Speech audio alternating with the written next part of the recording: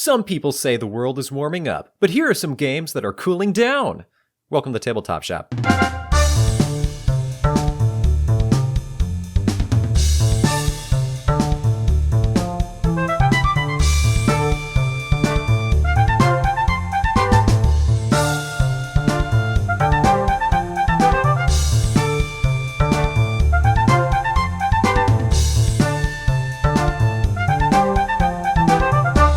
Hello and welcome back to the Tabletop Shop Podcast. I am one of your co-hosts, Mr. Nate Clark, and seated across the county from me is your other co-host, Mr. Cody Pennington. Wait, are you in the same county, technically? Oh, shoot. Seated in a neighboring county to me is your other co-host, Mr. Cody Pennington. No, I have to look this up now. What county are you in, Marion? Yeah, no, I'm in Polk. Polk.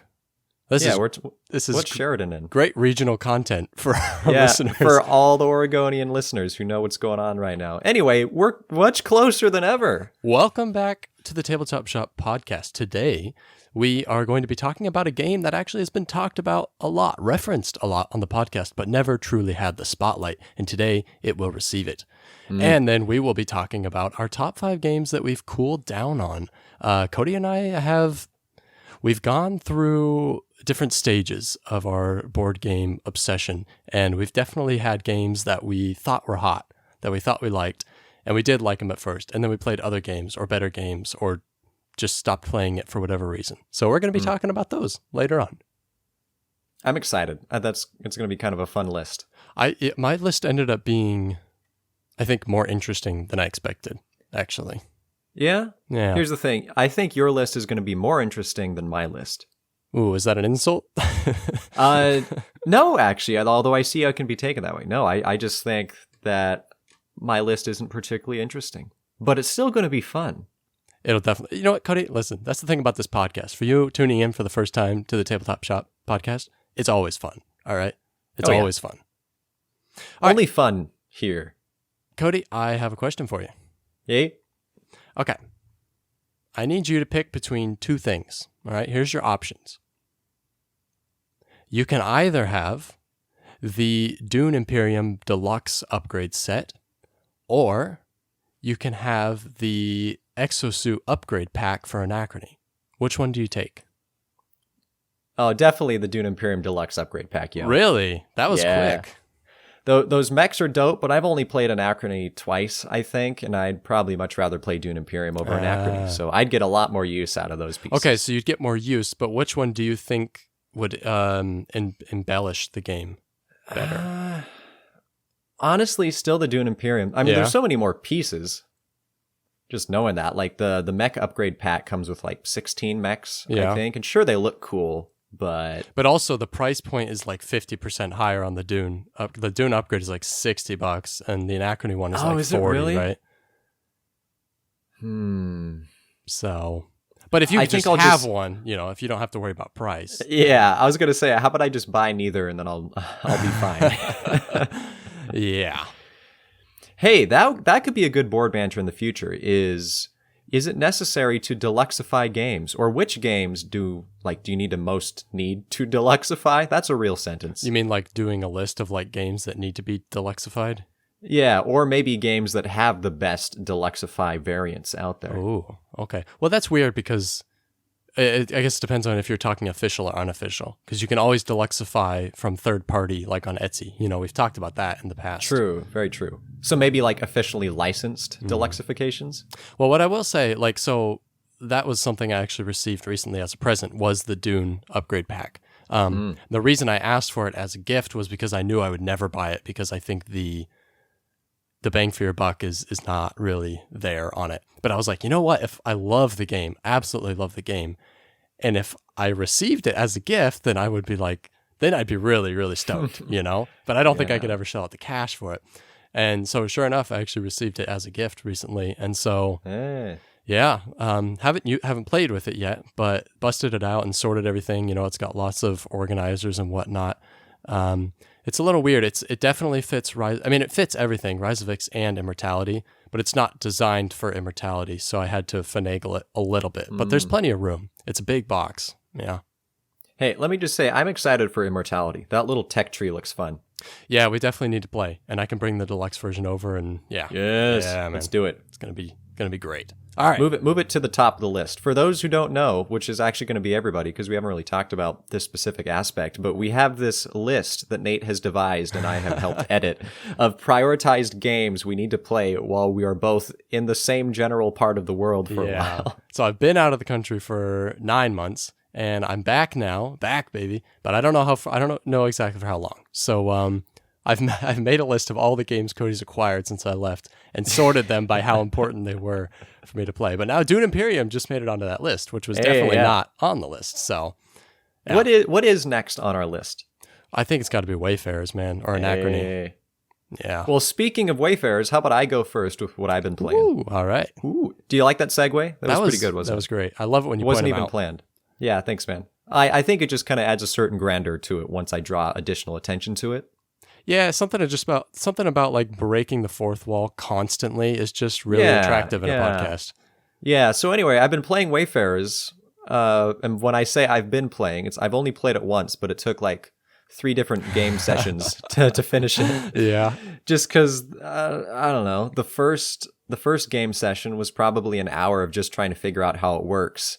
And then the second hour was just trying to take your first turn. And then then it's time to go to bed, man. Wow. But yeah, what a good game. I know you're super excited to play it, so maybe I won't like try to, I guess, spoil too much about it. But Garfield Games has done it again, Home Slice. Well, you're definitely not spoiling anything, I guess. That's a very spoiler-free review, Cody. Thanks. I mean, that's the main...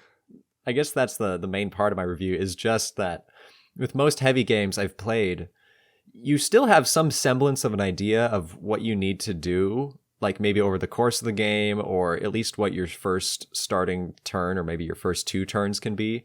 But in Wayfarers, the rulebook is just kind of like, yeah, here's how stuff works, now go. And my first turn was just sitting there like trying to figure out what even was legally possible, like as a first turn. I was like, okay, I know there's workers in this game. I know there's dice workers in this game.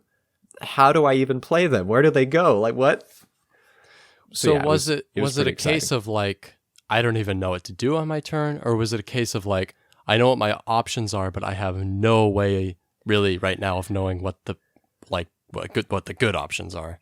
Sort of a combination. It was like, okay, I know I need to get some cards. How do I get cards? Okay, it looks like there's a spot over there where I can get cards. Oh, but I need resources to get those cards. How do I get those resources? And you're just looking over like the entire board, just trying to figure out like what is the first possible step I can take to like start this chain. So you're just backtracking from your goal to the origin. Yeah, pretty much. Which is a pretty fun feeling, I gotta say. I'm probably gonna miss like not having that as an experience for the game. Like I'm going to miss my first experience, if that makes sense. Okay, so I should value it then. Yes, you should. All right. Well, enough about one game, one lame game. And have I already talked about Floriferous? Yes. On this show? Yeah. I've at least told you about it, so let's skip that. The other one I played was Blitzkrieg, which I've been meaning to get my hands on for a while. Specifically, Blitzkrieg World War II in 20 minutes, because there's like 5 different Blitzkrieg board games. Like, we got to distinguish. Palomore is like, yeah, we can't just put Blitzkrieg. No one will find it on BGG. Yeah, no. So let's add some taglines. Yeah, and this is like it's not really the second edition, but it's like sort of a big box. It includes an expansion, which just kind of adds sort of an additional side I think you can kind of play as. I will say that I tend to have this thing where I learn about games, but maybe I don't learn it as thoroughly as I possibly could. So then when I play it, it's maybe a little bit different than I thought how it might go. And Blitzkrieg ended up being that way. It was still a lot of fun, and I really liked it. But it was a bit more... It was a little bit more superficial than I thought it might be for some... That's a weird word to use for a board game, so you might have to explain a bit. Well, it was really just a bunch of tug-of-wars in different places to just earn victory points. And there's a few different aspects to do that. But I guess I was expecting some more possibly like engine building mechanics, I think is what I anticipated, but it's a little more trimmed down than that, which is fine. It's supposed to be a 20-minute play. Right. Is it like hand management then, or action selection, or? It's sort of, you have a bag of these tokens. You're not building your pool. Each player starts with like the same exact bag full of these tokens, and they have different types of units that can go on different types of spaces, and then they have different like strength values. So you're basically the end of your turn, you've drawn a new one to replace whatever one you've spent, but you start the game with 3, I think, and then you're just, on your turn, you're trying to figure out where on the board should I put down this unit. And you're not really like fighting. It's not like Risk where you're rolling dice against each other. It's just you're trying to outweigh the other person with strength values in different theaters. So it's area control. It's a 2-player area control game. Yeah. Designed to be 2-player. Yeah. Mm-hmm. Multi-layered area control. Okay. I've definitely been interested in Blitzkrieg. It was pretty high on my list of games to look into. And then just recently, actually, Caesar came out, which is Seize Rome in 20 minutes. And so that's, I guess, kind of like the new edition of Blitzkrieg. And so the theme of Caesar interests me more. I like war-themed games, okay, but I don't necessarily care for them too much. And I think the Caesar theme, the Rome theme, I would find cooler. And I think, like, in general, it's kind of like I don't want to get into an additions conversation again with you, Cody, but it's kind of like I don't know, kind of like a brass Lancashire Birmingham situation. I think they're pretty similar. So, well, let me steal your interest back to Blitzkrieg by explaining that the base game is you're playing like Germany versus America. It's just Axis versus Allies, but there's not really the Japanese part of the Axis. It's just Germany. But the expansion is, it's almost like a Man in the High Castle scenario where, let's say the Axis powers 1. The expansion is the other side of the board where one side plays as Germany and the other side plays as Japan, and you're like fighting again over America. But Japan gets Godzilla. Let's just say that. Like actually, literally Godzilla? It's like a unit that they have that they can play. All right. Pretty cool. Not going to lie. Yep. So all right. Only 2 games, but 2 pretty strong games, if I say so myself. Yeah, I would definitely agree with that analysis, that assessment. Thanks. Okay. We got to talk about Catan a little bit, all right? And I know, like, we don't want to talk about Dude, Catan. why are you bringing up Catan on this podcast? Listen, Cody, you brought it up in the last podcast, all right? So don't give me that crap. No, it was a variant. It was the dice game, which this is very also different. a variant. This is it's even more pathetic. This is Starfarers of Catan, okay? So okay, I'll allow that, actually. That's fine. So, I always kind of figured this was just like some weird spin-off of Catan. I never really looked into it, because like I played a lot of Catan and it was like, I'm not really interested in Catan spin-offs, just like the Carcassonne spin-offs have generally been kind of disappointing to me. It's like, I don't really want to mess with. I did a couple of like the Histories ones. I had like Histories Germany and Histories some American one, and they just weren't good. So I kind of assumed the same thing from this. But Starfarers is like, it's not base Catan at all. Like the core mechanics are there of like, okay, you have buildings that produce resources and the numbers are out there and you roll the dice. But everything else is different. I mean, there's like groups of planets all over the board, and you have spaceships that like deploy colonies, but they have to leave from spaceports, so you're flying them around. So you pay for like a settlement technically, but then you have to fly that settlement from your spaceport out to where you want to place it. And all the tokens out on the board are flipped over. So you have to go explore them, decide where you want to drop it, drop your spaceports. But then you also have these 4 different trading hubs from 4 different alien races. And you can build trading ships. And then you can go drop out like these trading ports on with these different alien races. And you can get bonus cards from them. And then you have this really like overproduced like mothership plastic like toy thing, and you can like add guns to it and add engine boosters to it and all this stuff that represents like the gunpowder and the speed of your little ships that are on the board. So it doesn't really functionally do something. It does actually, but it doesn't like the guns that you pay for and you add to that ship to represent your little ships on the board and their abilities. So that's kind of cool.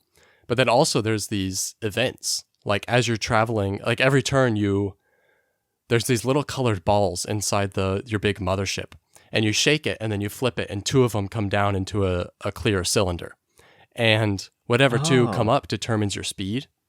But if there's a black ball, and if you get the black ball, you get to draw an event card, or you have to. Sometimes it's bad. And then the event card will put you in a situation where it might be a trader, and he offers you, hey, do you want to trade resources with me? And you don't really know what the outcome's going to be, but you can decide, okay, I'll trade 0, 1, 2, or 3.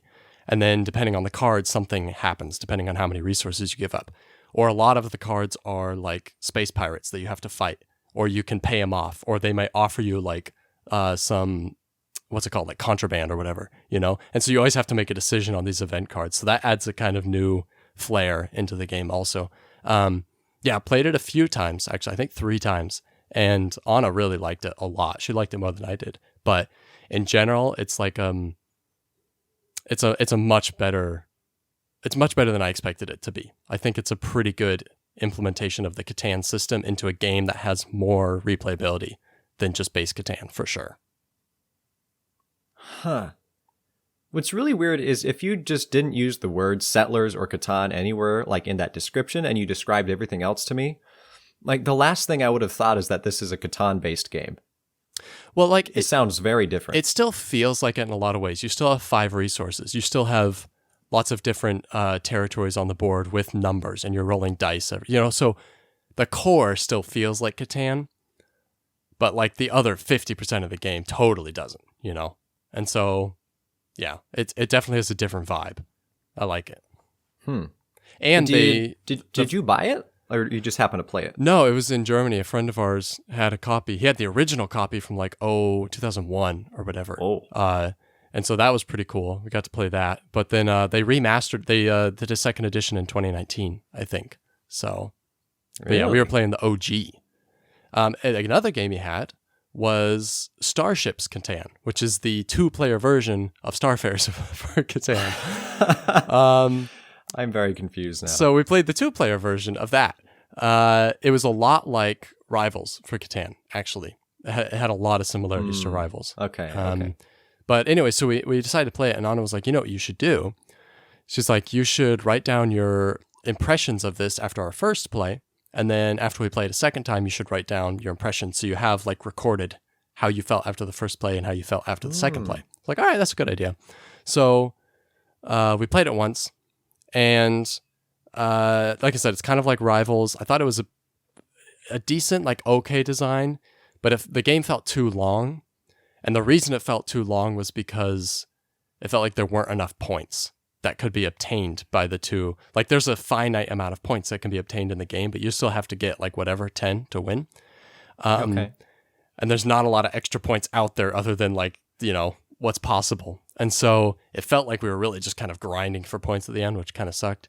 And then my analysis after the second play, the second play didn't happen actually, because it was not a very good game. So great story, bro.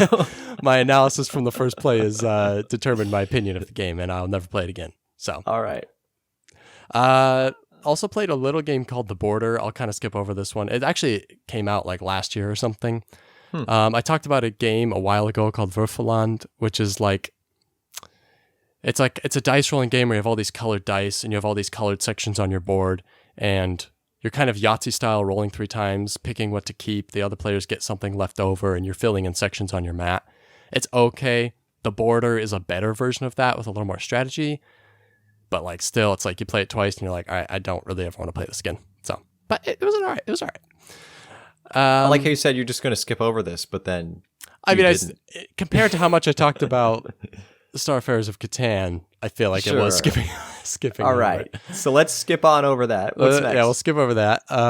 Northgard is another game I played. You should actually look this one up on BGG while I'm talking about it, because this is one that was kickstarted maybe 2 years ago, I think. 2 years ago or less, something like that.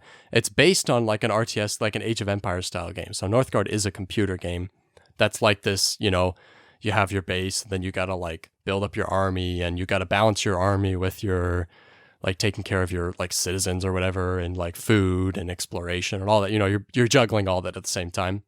So it's very much that in a board game. That's really 100% what it feels like, but it has this Viking theme too. And I thought it was okay. I think it's also kind of a really slow deck builder. And the deck building aspect is cool, but it's not super strategic. And like I said, the whole thing kind of just feels like an Age of Empires style game, which is not my favorite kind of game.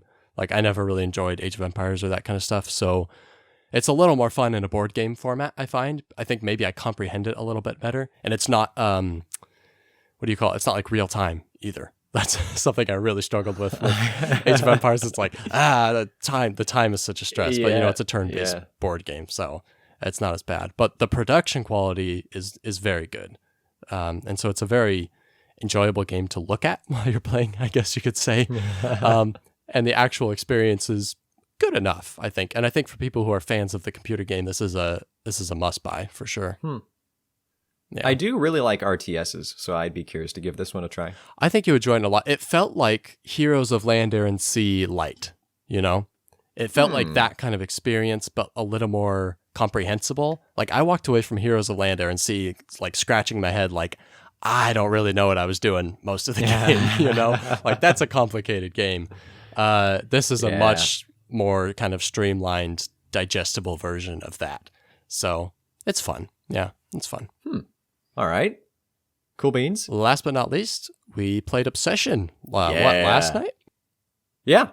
I guess you've probably already talked about it quite a bit on the podcast. So I'll just give but let's get your take though. Yeah, I'll give my thoughts on it. In general, I find it to be a very solid design. The theme, I gotta say, the theme is like, that does nothing for me. This, what is it, Downton Abbey, basically? I remember you just started laughing when I said the name Underbutler. I almost appreciate the theme more because of that title. Yeah. But in general, like, that kind of, like, that doesn't interest me really at all. Like, I've read some Jane Austen novels or whatever, but, like, I'm not really interested.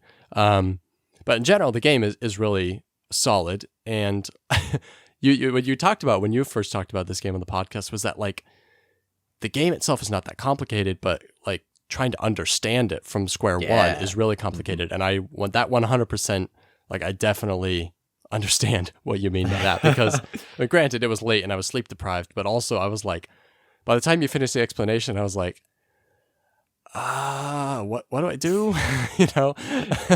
But I'm okay. I'm glad I wasn't the only one, because that's with me having digested everything and then able to explain it to you guys, as opposed to just learning from a rule book. And it was still apparently bonkers.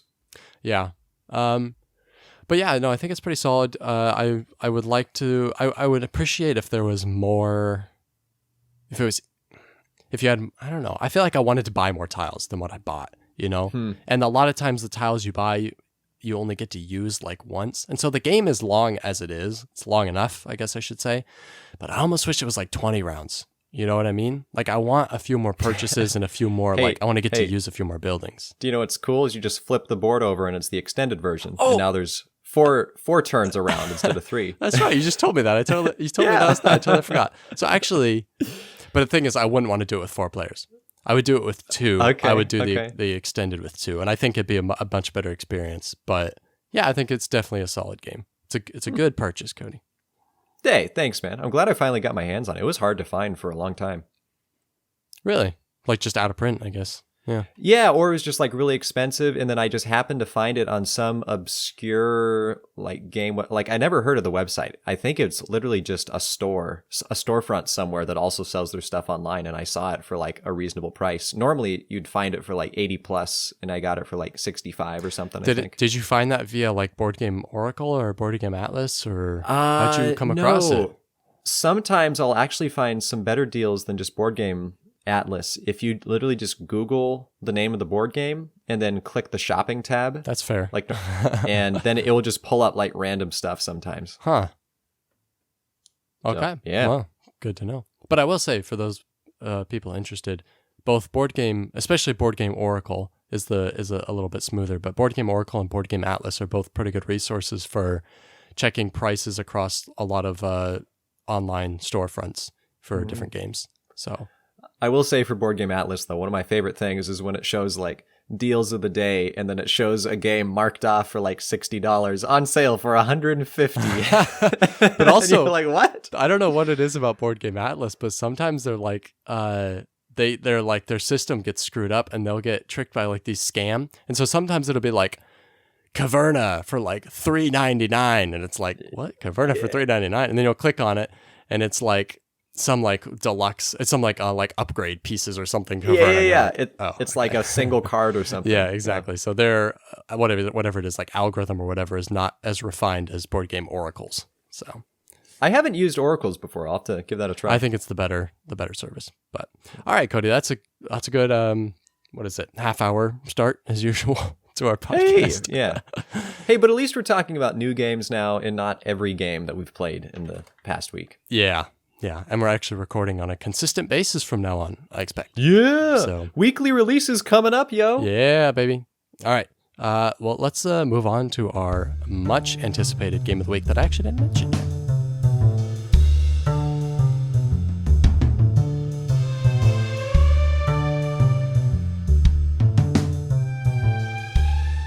Okay, Cody. It's back to our discussion that comes up every single episode, our episodic discussion of who has to explain the game. Who gets the privilege of explaining the game? Or who is currently more qualified to explain the game? I have two excellent reasons. One, I don't like explaining games. Okay. Two, you were the first person to play this game and then introduce me to it subsequently. So there you go. Fair. That's fair. Okay. I was just going to say, like, I haven't played it in, like, a long time. But obviously, okay. I remember I've played this game a ton. So, our game of the week has been mentioned many, many times on the podcast, I think. Back when we first started doing the podcast and we were just mentioning everything we played every single week. Like, it was getting mentioned, like, literally every single podcast. People are probably getting tired of it. Yeah, and it's like, enough of that. I think almost for that reason, too, we didn't make it Game of the Week back then because we're like, man, we're already talking about this every day, or every episode. So, anyways, our Game of the Week is Champions of Midgard, and I will do my best to exclude any analyses of either of the expansions for this game because, most of my recent plays have been with expansions. But I think in general, I can sort out much better than I did with Viticulture. I think I can separate the expansions from the base game here. Yeah, let's see it. So, brief overview. Basically, you got a bunch of Viking dudes, and you have 8 rounds to draft little Viking dice and go out and fight monsters, basically. So it's worker placement. You have 8 rounds, and you're placing workers out, and you're gaining different resources, but kind of the main thing you're gaining are these little warrior dice. So you have lots of different dice. The base game has 3 different types that they have some different abilities, kind of, but they also, like, one of them, there's a hierarchy, of which ones are better. Mm-hmm.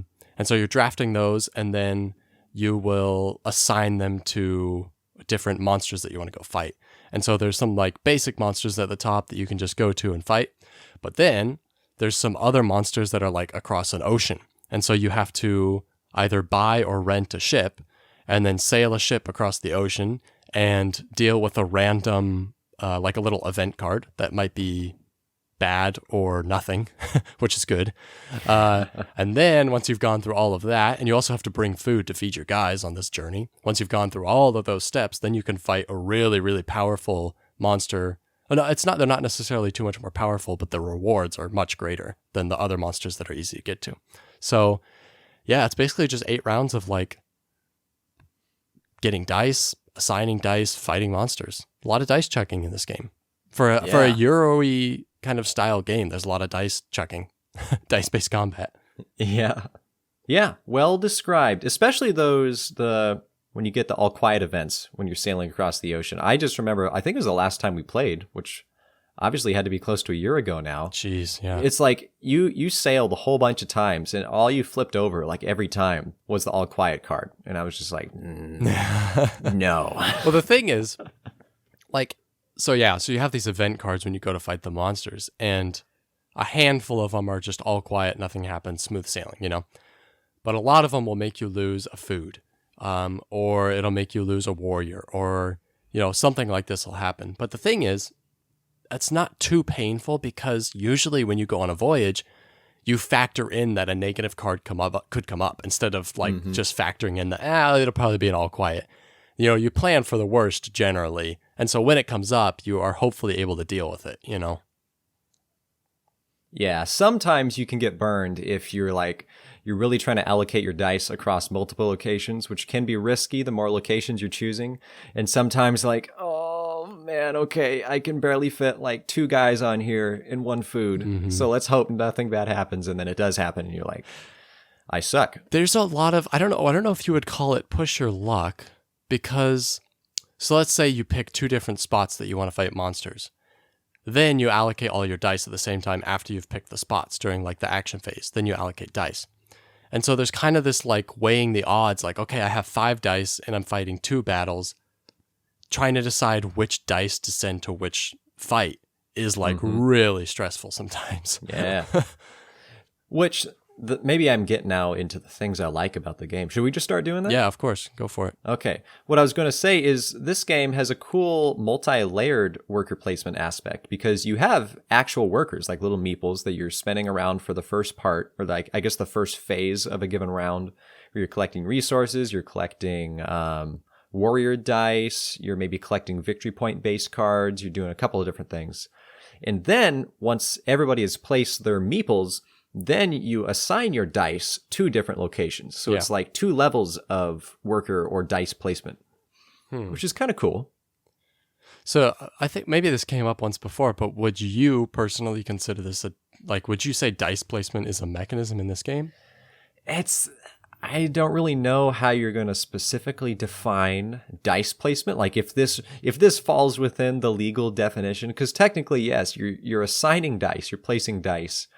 But at the same time, you're not placing them like workers. You're more just you're putting a band of troops together. Like you said, there's spots that you've already claimed during the worker placement phase of the game. Yeah, exactly. And then you're allocating them. So it's like dice allocation, but it's this really weird splitting hairs. It's not dice placement, it's dice assignment. I feel like dice allocation is probably a better way to put it, though. I don't know if that's an official BGG thing. It's a better word, so yeah, naturally. Well, yeah, I like that.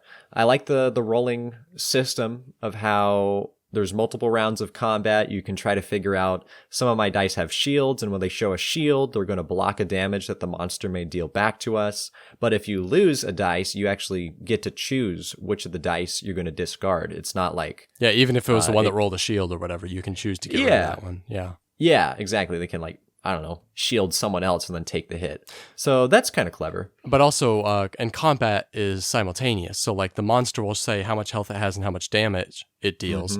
And then you just, so if it deals 3 damage, you can go in knowing all right, I have 3 dice. There's a good chance they're all going to die. But as long as I deal enough hits, it doesn't matter because it's simultaneous. So it's all my dice are probably going to die, but I just got to deal 1 or 2 hits. So, with what dice I have, listen, it's a noble sacrifice, but they're gonna bring the monster down with them.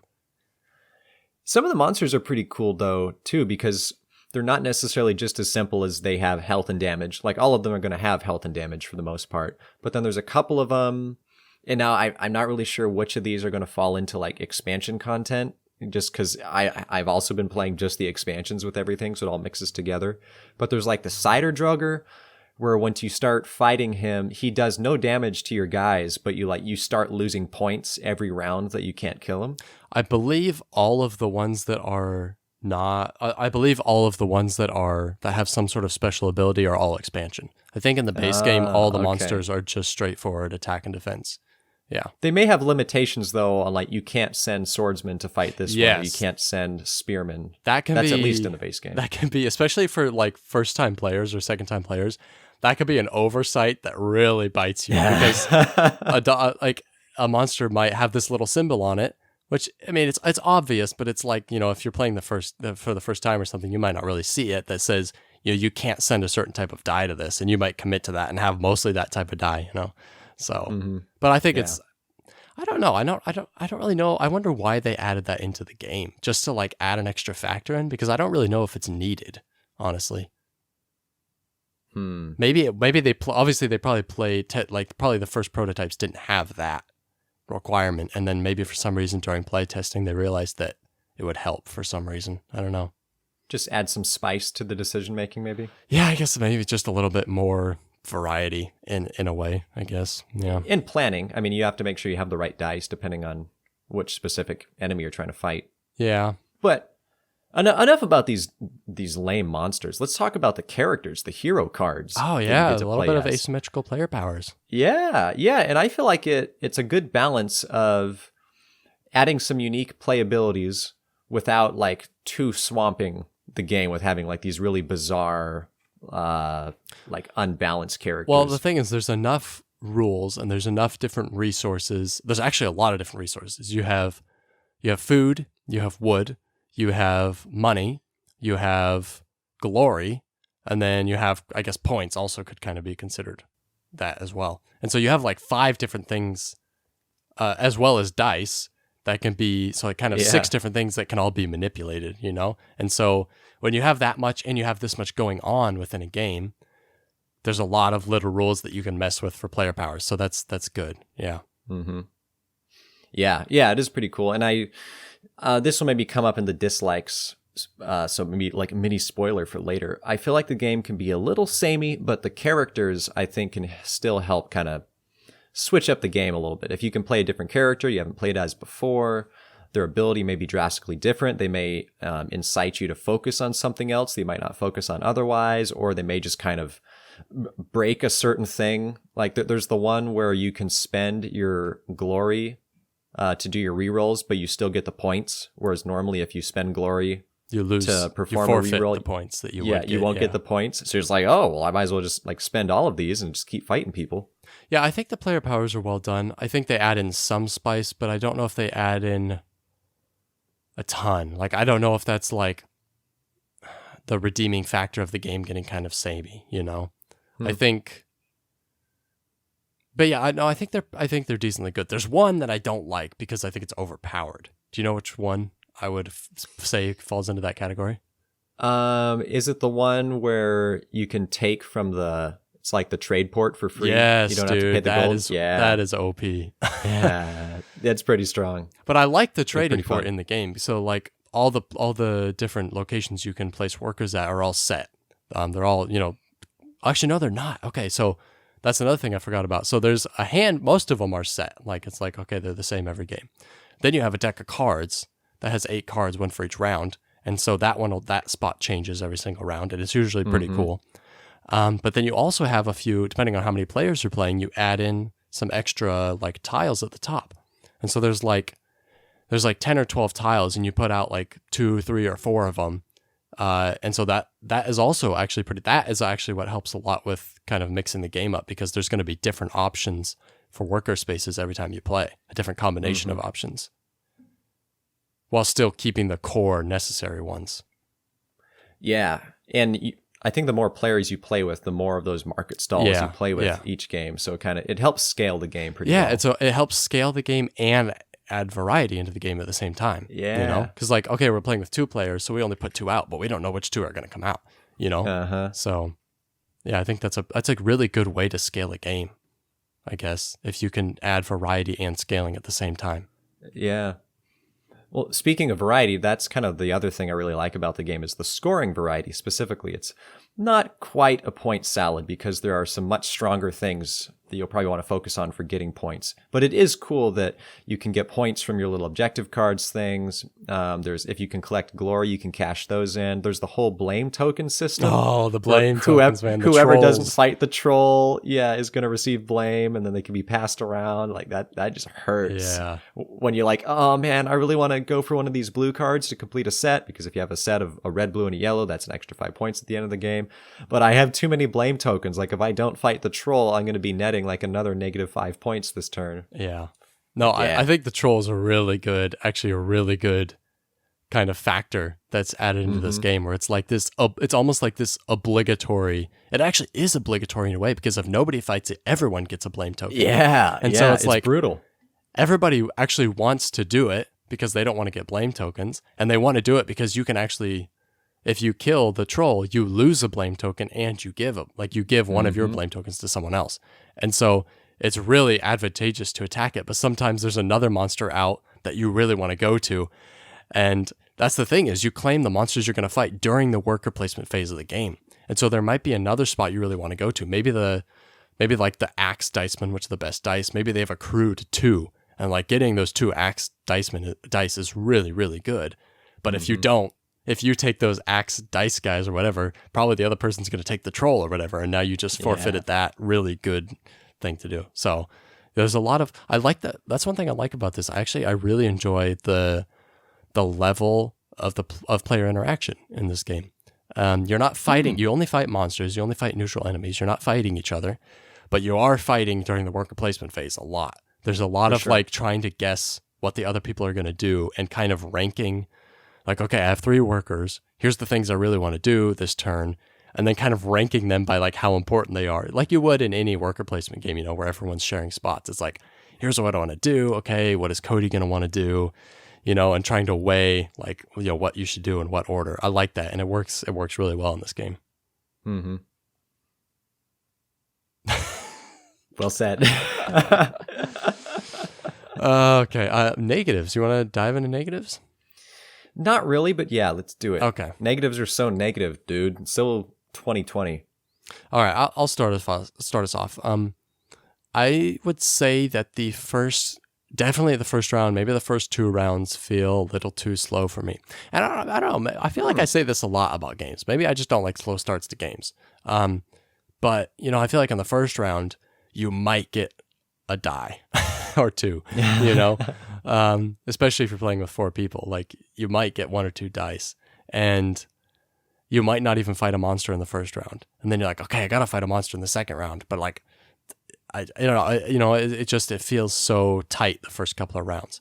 And then you really start getting some, unless you get screwed on the dice, you really start getting some momentum, and you're not losing all of your dice all the time. And so they're carrying over, and then things really start to pick up. But I found the first couple rounds to be kind of slow.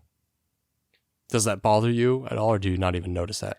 No, not necessarily. I actually kind of like slow starts to games, because to me that means that the turns you take are very important, and they're going to have compounding effects later on in the game. So I kind of like that challenge of like, ooh, okay, there's less things to focus on right now, so I really need to decide what is the most important thing. Like, where can I go? What's going to help me the most? Yeah, I actually enjoy that a lot. Okay. I don't think I hate it necessarily, but it's something that occasionally with a game kind of annoys me a bit.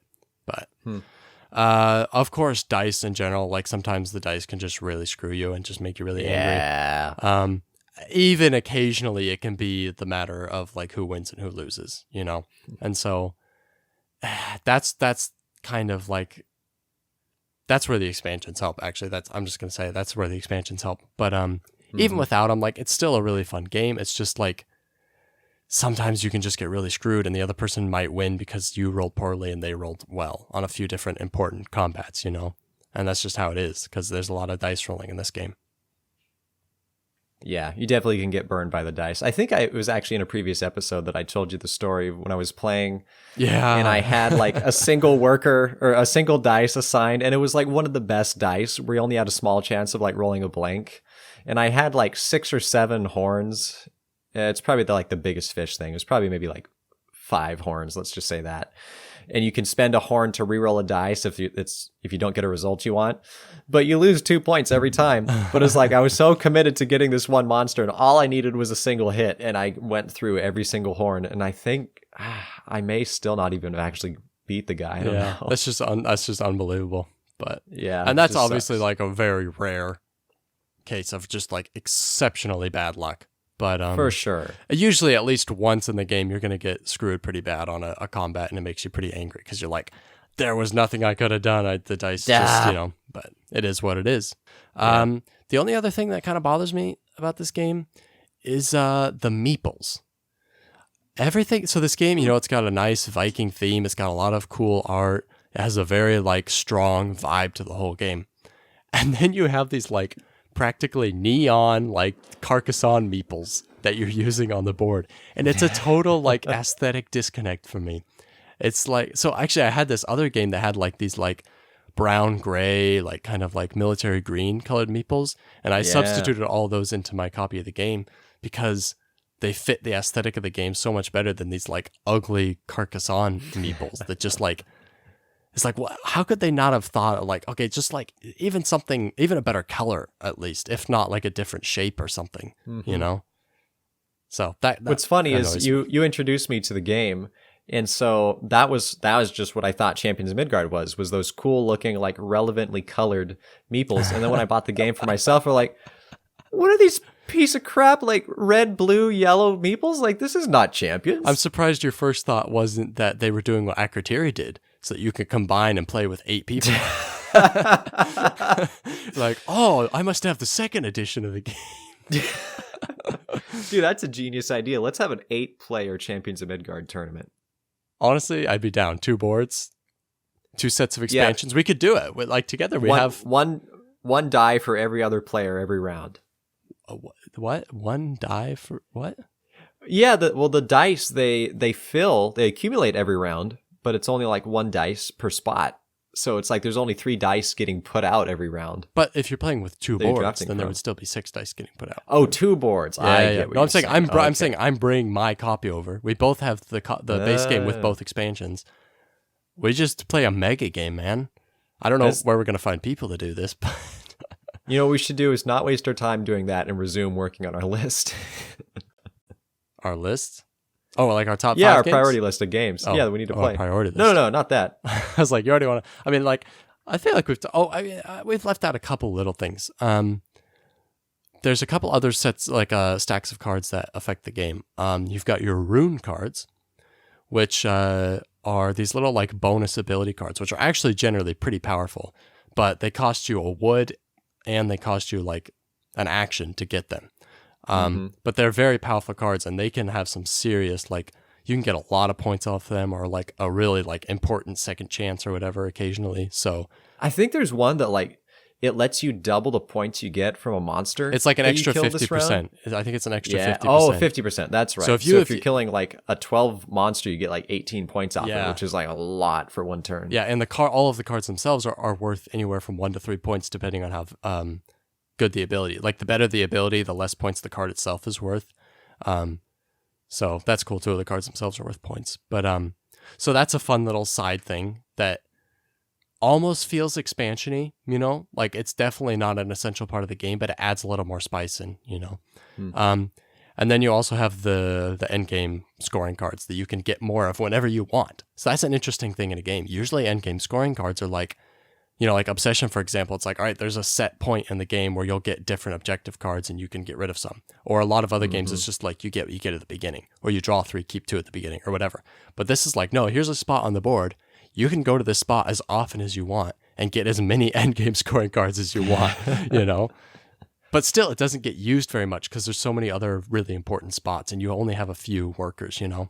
So it's interesting. Yeah, and those endgame cards, they're not guaranteed points because they're all sort of competitive. It's like you're the only one that can actually get points from them, but you have to beat everyone else at whatever the qualifying aspect of them is. But where was I going with that? I don't know. In a 2-player game, that's not as bad. Cool. Yep. In a 4-player game, there's a lot more risk in going to that because you just take. It's not even draw 2, keep 1. That's one of the player abilities is draw 2, keep 1. But yeah, that's right. Normally it's just like you just take the top card, you know, and it might be something that you are focusing on. It might be something that you have nothing of and you are not going to stand a chance, you know, so. But they're also not worth that many points comparatively. I mean, you could kill a monster and probably get more points than 1 or 2 of them might provide. It just depends. But a lot more effort has to go into killing a monster than to just going somewhere and drawing a card. So, yeah. But there's no fun in just drawing a card. You want to go fight a monster. I know, yeah. All right. Anything, any other negatives from your side? Yeah, I was just going to say that the game, it can feel a little samey for me after I've played it a few consecutive times. Just because I feel like the strategy, like the little threads of victory paths slowly become more clear, and you kind of see where the most points come from. It has that worker placement aspect where you start not having one of your workers, and so you have to go in that spot to get that worker, but it's like the earliest you can get it means you're going to have that many more turns times however many rounds are remaining. So I guess some things of it just feel a little familiar or similar to like other aspects in different games I've played.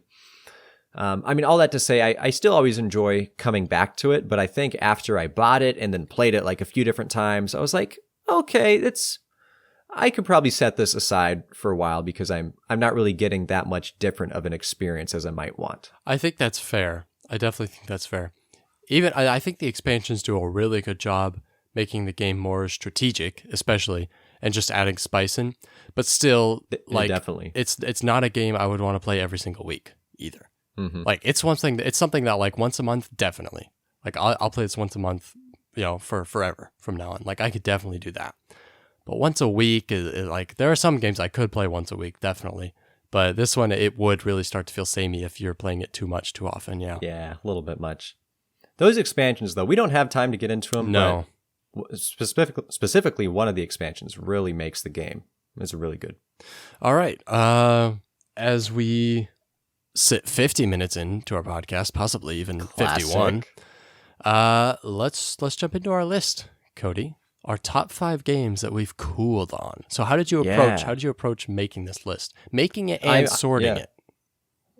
I'm curious how you did it too, because I'm looking at my list and I just sort of felt it out. It's really hard to assign a given strategy by why 5 is what it is and number 1 is what it is. Okay. I think it's just like your general like feeling about the game.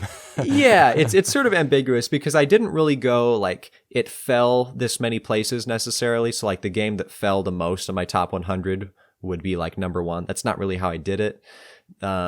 Some of the ones that are farther towards the top actually didn't really fall very much at all, but they just felt more important to me because they're very high on my list. So them dropping even a few places feels kind of like, ooh, that's intense.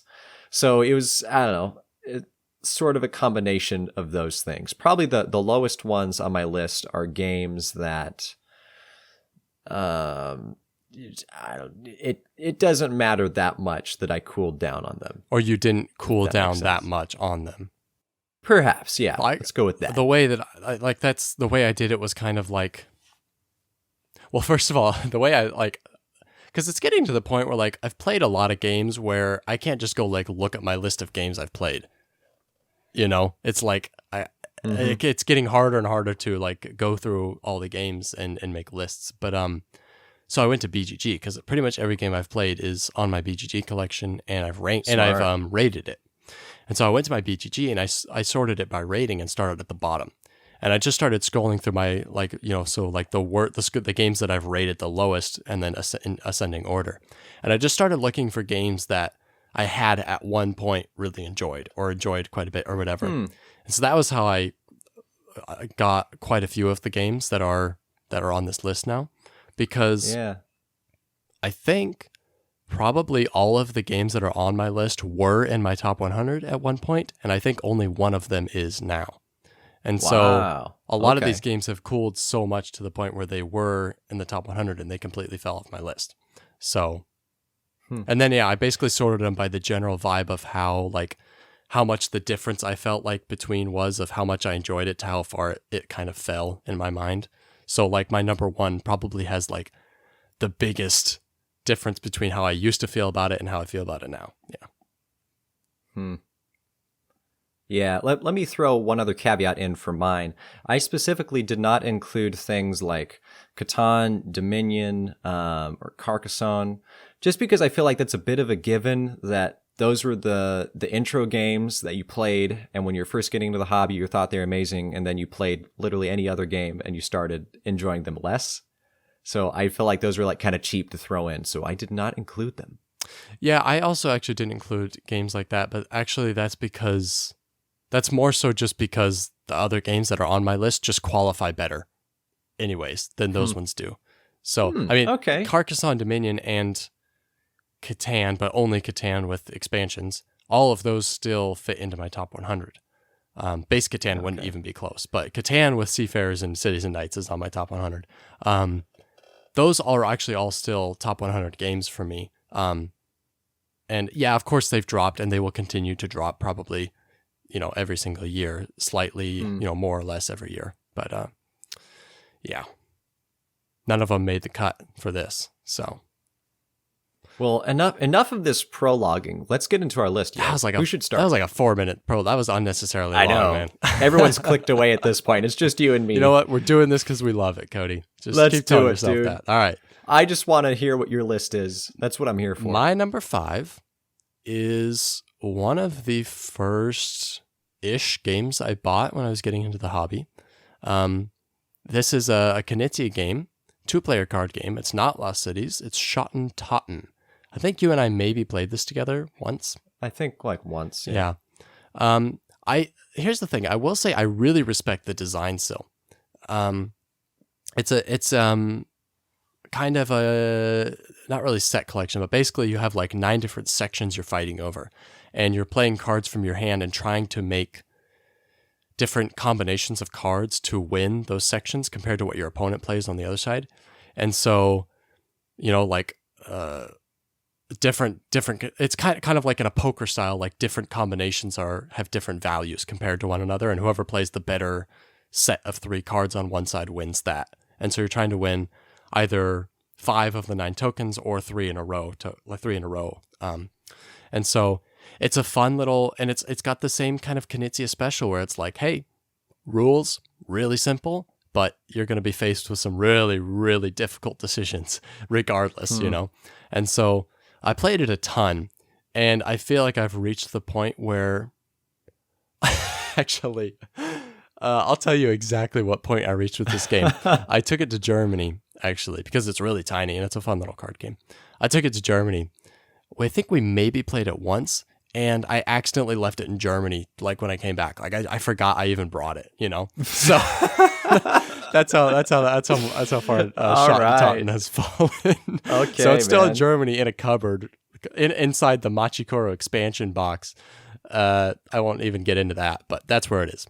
Yeah. Hey, some little German child is going to find that someday, and that's going to be what gets them into the hobby, and it'll be a great story. Thing is, I didn't even bring the rules, so like it's going to be like I don't even think the cards say Schotten Totten on the back of them, so like he won't even know what he found. Oh, that's just sad. All right, that's my number 5, Schotten Totten. All right, Knizia. My number 5 is a derivative game of another exceedingly popular game. It is Terraforming Mars Ares Expedition. Wow. Does this have anything to do with the expansions being letdowns? No, not necessarily. I mean, those probably contributed subconsciously. But it's kind of like Champions of Midgard in a way where I played it a fair number of times. And I was like, okay, it's fun. It's easy to break out, but it gets a little samey for me. And I just slowly became a little bit less enthralled than I was at first. This is still pretty high for me. It's like in my 20s, I think. Oh, on my top hundo. I know, yeah, right. But it's just kidding me, Cody? So what? We're making a list of the top 5 games we've cooled on, and this game is still in your 20s on your top 100. Just you wait until my number 2, dog. Just wait. Oh man! Remember earlier in the podcast when I said that my list wasn't going to be super interesting? It's because there's not many games that I felt like I've really dipped on that much, other than like those originals like Catan and Dominion, Carcassonne, and whatnot. And you ruled them out, so you really had to dig deep to find something. Yeah. So I had a tough time choosing a few. Oh man! I think the number 1 probably still qualifies, but pretty well. But anyway, Ares Expedition. I used to really, really like it, and I'm just kind of like, yeah, this is a good game. Are you considering? Does this make you want to buy base Terraforming Mars more or less? I'm waiting for a second edition, man. They need to reprint that. They need to fix some stuff. It should get one at some point, right? We had this discussion recently. Like Terraforming Mars needs that more than any other game in circulation right now. If I see the Kickstarter show up, I'm like, yep. Let's do it. Okay. So my number 4 was mentioned on the last podcast, I believe. Ooh. And okay. Not only was it mentioned, but it was our game of the week on the last podcast. And that was kind of... Can I guess? Yeah, you know what, Cody, go ahead. If it makes you feel better. Space Base. Yeah. Honestly, this is what I Nailed it. said as part of like when we were talking about Space Base last week. It was like, I still respect the design. I think it's fine. I don't really like the game that much anymore. But I used to really like it. My family liked it. I taught it to a lot of different people. I've probably taught Space Base to more people than any other game I've ever owned or do own. Played it a bunch, and it's just like, you know what? I feel no desire to play it again. I feel like I've reached my maximum plays for Space Base, and it's like, all right, that's it. I'm moving on to bigger and better things, you know? So, I still respect it, though. I feel like that possibly could have been one that made my list, but it didn't. Would you say it, like, you mean like it could have ousted Ares Expedition? I don't. So this is the dilemma that I ran in when I was going through my list, is a lot of the games that I was like, meh, I don't know if I necessarily liked that much in the first place. So like Space Base, it probably definitely cooled down on it, but I don't know if I would really, even the first time I played it, was like, wow, this is so cool. Know what I'm saying? I know what you're saying, Cody. I got you right in my ears. Yeah. All right. Okay. How about I hit you up with my number 4 then? Please do. I don't know if you'd anticipate this one, but it is what's the Nice. dang, what's the company? It's a Fantasy Flight game. They have a lot of games now that are in this realm. That they've been Journeys to churning Middle out. Earth. No, Mansions of Madness, but you're real close. Yeah. Journeys to Middle Earth has stayed pretty steady, I think. I still enjoy probably Mansions of Madness more than Journeys. I'm so confused. Yeah. Well, Journeys wasn't a drop. I still enjoy Mansions more than Journeys. Okay. It's just Mansions has dropped, so that's why I made the list. How It's science to this, dude. How many times have you played Mansions of Madness? Like, has it's played enough that it qualifies for like something you used to like and you don't like as much anymore? I mean, I bet I've played it about half a dozen times. Okay, wow. So, yeah. And I think all those were different scenarios. Maybe there's some repeats. I don't know. But I don't know. It's just that the whole system, the Fantasy Flight system, and Journeys to Middle Earth kind of has the same problem, is they're just hard to win. Like they can be fairly immersive with like the storytelling, but there's just these little things where it's like you need to try to figure out what your objective is, and you need to try to guess which things you need to focus on to complete your objective. But there's so many things that you have to waste your turns going and exploring, and then maybe some enemies show up and they start messing with you, so you have to spend your entire turn just trying not to die, and then you just lose the game because you ran out of time. It sounds like you feel about this game how you felt about Seventh Continent as well. Seventh Continent just did not grip me. I know, but it sounds like the problems you're describing with Mansions of Madness sounds similar to the problems you described with Seventh Continent. Here's the thing. Since Seventh Continent did not grip me from the beginning, I really can't remember it that well. So you know I what? don't remember Checks out. what that was. But yeah, there you go. My number 4, Mansions of Madness. Specifically 2nd edition. I almost put Imperial Assault on, kind of in the same vein. But I actually never really enjoyed Imperial Assault enough to merit it being on this list either. So, my number cool story. My number 3 is a kind of a take on chess. I'm not sure this was ever mentioned on the podcast. Maybe it was. I'm not sure. Ooh, I have a guess. Yeah, go ahead. Oh wait, a take on chess. Go ahead. Now I'm changing my guess. No, give me your guess. My first guess is not what I'm guessing anymore. But I was gonna say, what's the Japanese game where you have the 5 different movement options you can choose that you're cycling around? Yeah, Onitama. I was thinking that, but not Onitama. Now I can't remember what the game nice, is. Cody. Oh, Battlelore? Is that it? Battlelore no, 2nd edition? No. I don't know if I would call that it. a take on chess. That's more like a take on Stratego or like just a battle. This is War Chest. And actually, you and I never played War Chest together, I don't think. That's the next one I was going to guess because I don't know if I've heard of it before. So it was the next one you were going to guess because you don't know what? Hey, you almost got the joke, son. That's good. I'm still working on it. I'll laugh later. Right. War Chest I was really interested in. Everyone, like everything I saw about it was people like really raving about it. And in retrospect, it seems like more people were just really happy that the chips were high quality, like that in general is kind of like the best like taste that's left in my mouth is just that, like, it was a pretty high quality game as far as component quality goes. That's the only thing that's that's the only thing that's endured. This doesn't even have a rank on Board Game Geek. War chest, not chess, 1999, not chess, chest. Yeah, with a T. It exists. There's an entry, but it has no ranking. I think that can't be true, dude. I think you're wrong. You're looking at war chest, like with a T. Yeah. Are you kidding me? Yeah. You must have spelled something wrong. I gotta fact check you here, man. Yeah. War chest 2018. Oh, 2018. Its rank is 166, Cody. What?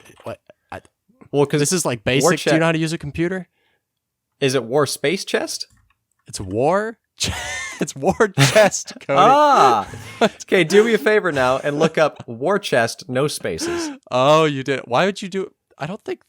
Look, it's even a chessboard. See?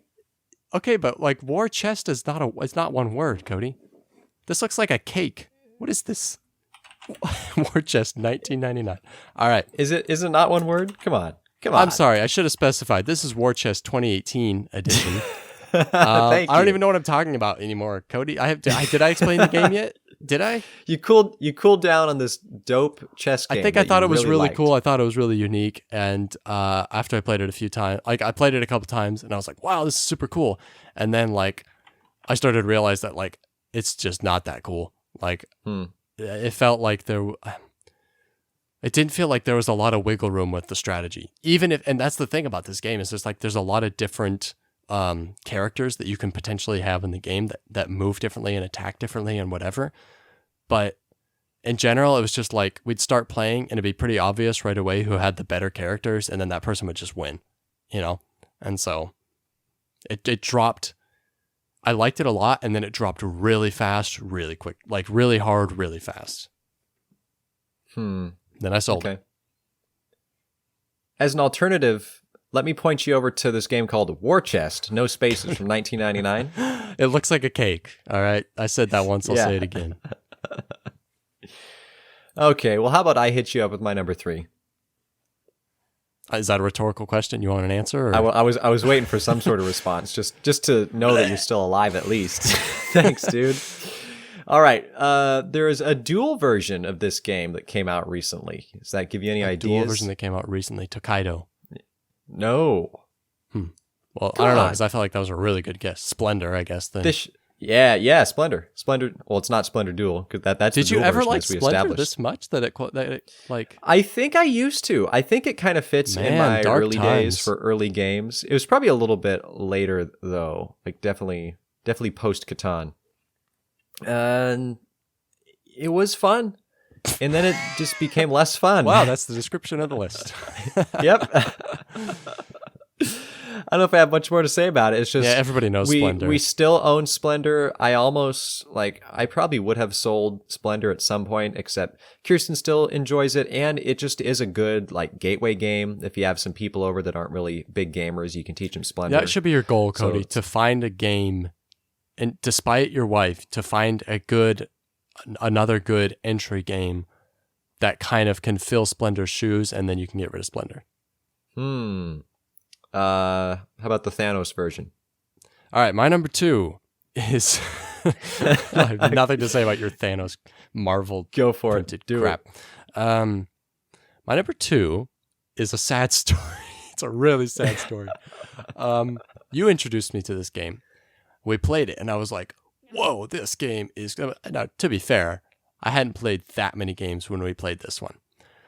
This was kind of as we were getting into the hobby, and we played this game, and I was like, whoa, this game just knocked my socks off. I was like, there's so many concepts here I have not been introduced to before. Like, this game feels so new, and the production quality is so good, and it's so, like, just strange, but, like, wow, it's so much fun. We played it another time, I think, you and I, and again, I was like, man, this game is just so cool. And then we didn't play it for a long time, and then at one point I was like, you know what, Cody, I'll trade you whatever for that game, because I remember liking that a lot. And then I took Euphoria home. I busted Euphoria out again. I got like halfway through a play, and I was looking around at the other people playing the game, and I was like, man, this game sucks. Like, I'm sorry, guys. I'm so sorry. And then, if you guys just want to go home right now, I'll understand. I'll pay for your bus ticket. Yeah. Bus ticket? Where do you think we live? Europe? And then, much to my surprise, you offered to take the game back, and I was like, take it. What did I trade? I don't know, man, for? but whatever it was worth it. It might have been Lord of the Ring deck builder or something.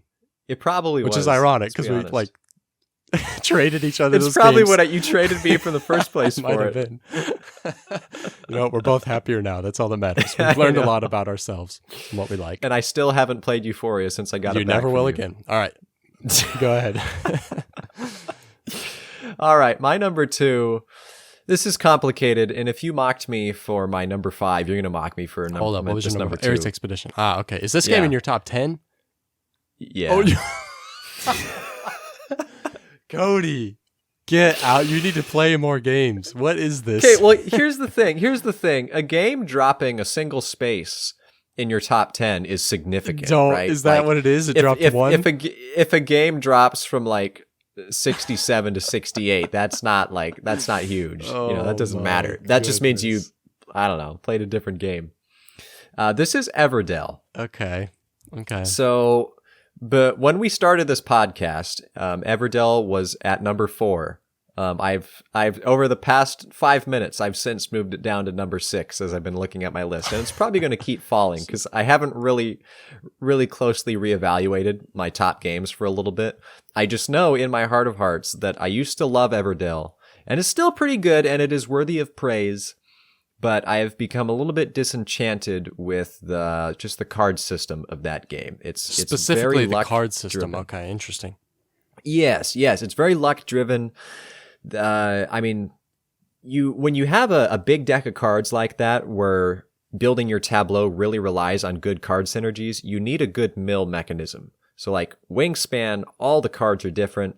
Your mill is just get some specific cards down like in the bottom row, or just keep working the bottom row, and you can keep filtering out cards until you get good ones that you can use. But Everdell, it's like, I really hope I don't turn up 3 more copies of the husband card in the meadow that I can't use because I don't need any green cards. I need these really specific ones.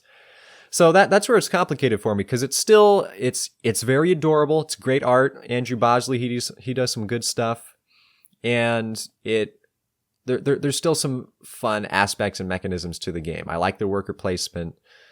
Resources are scarce, so it really makes you work for it. But it's just that card system needs to get fixed. And because of that, it has dropped. It's been as high as number 2. And I think my last top 100 list, it was number 2. Like I said, it's like number 6 now. I could see it falling possibly out of my top 10.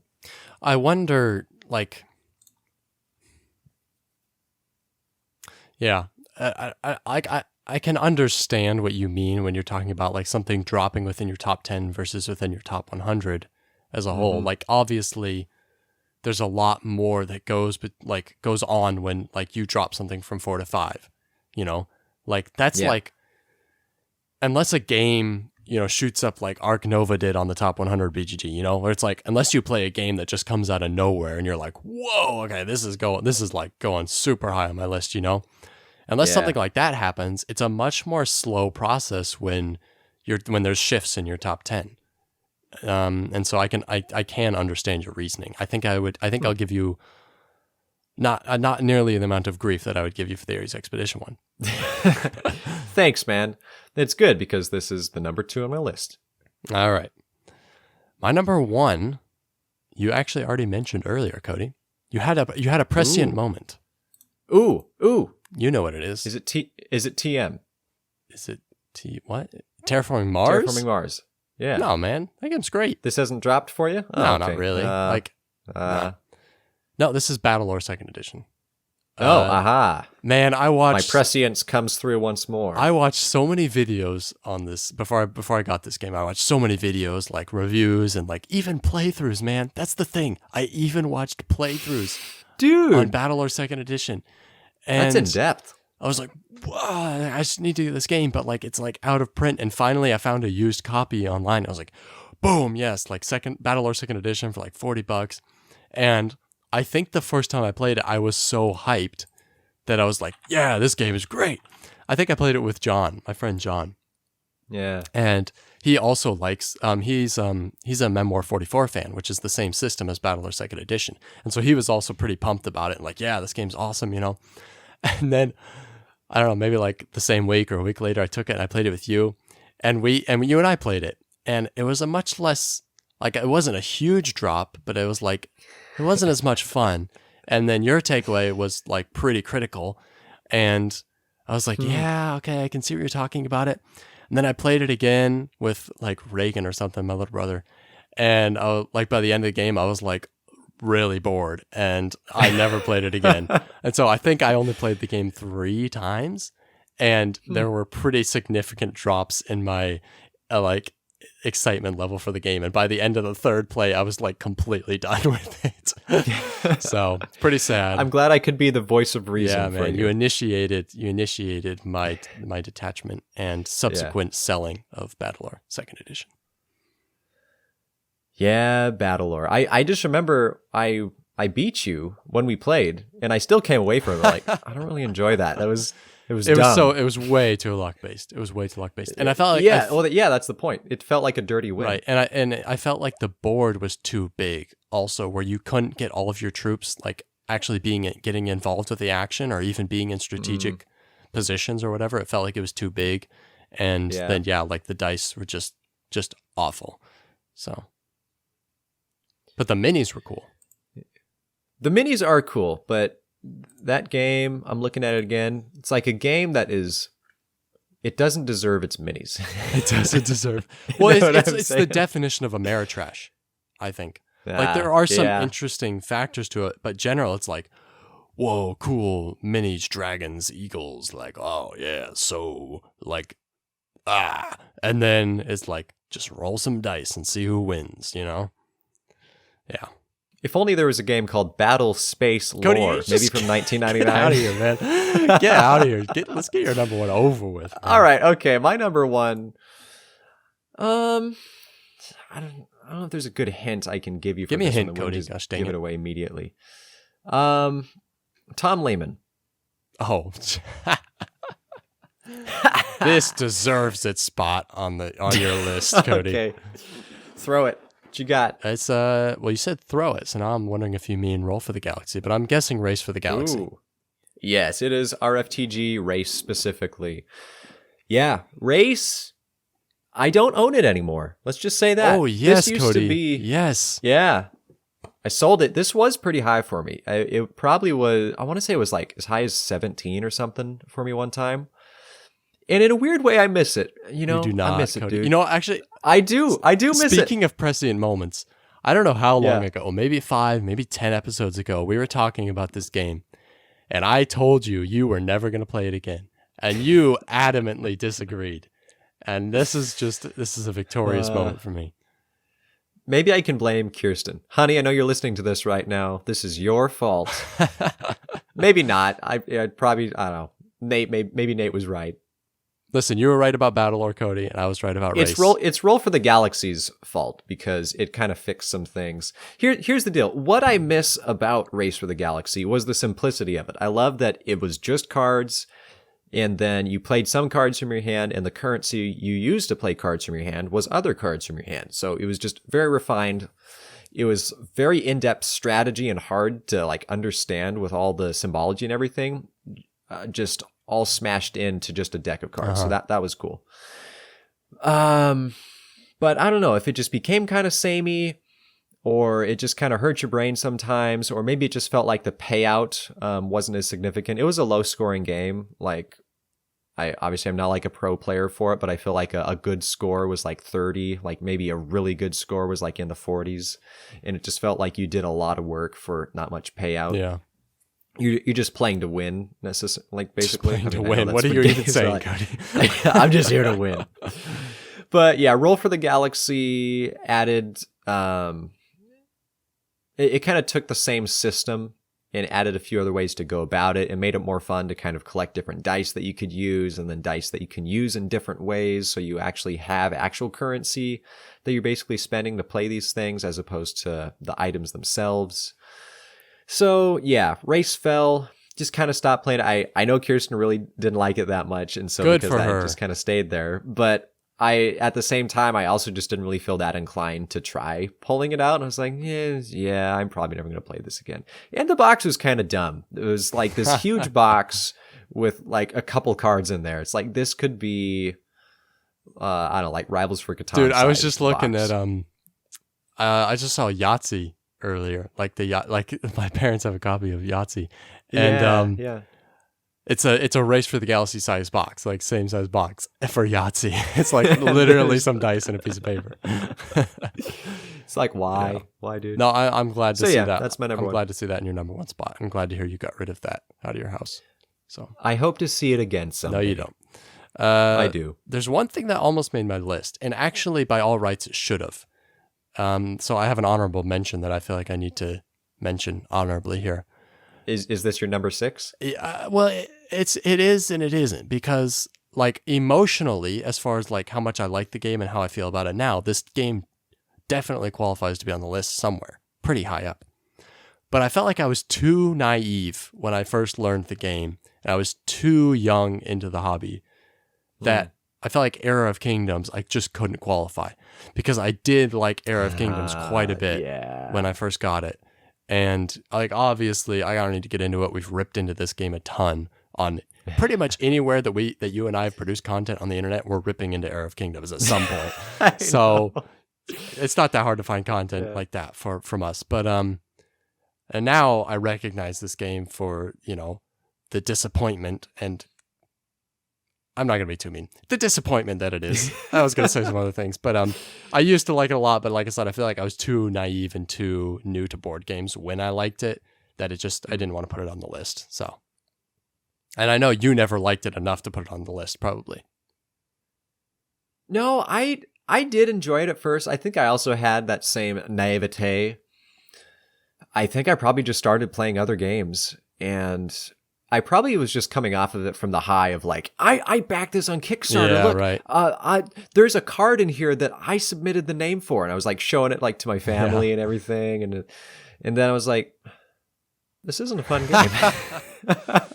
So true.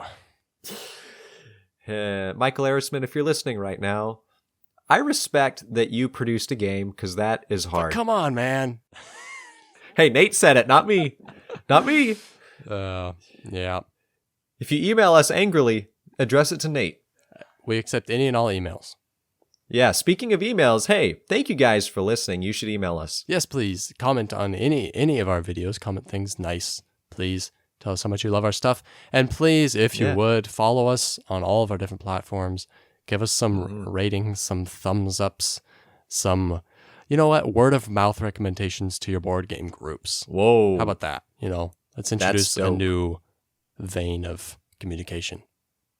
Hey, if you, dear listener, you and with the red hair and the blue shirt, if you're listening right now, if you share this podcast on Facebook and you take a screenshot of that and then you like email it to us, I will think of something to give you.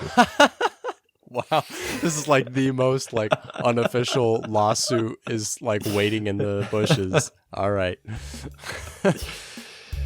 And remember, if your friend keeps getting the All Quiet Journey cards, just punch him in the face.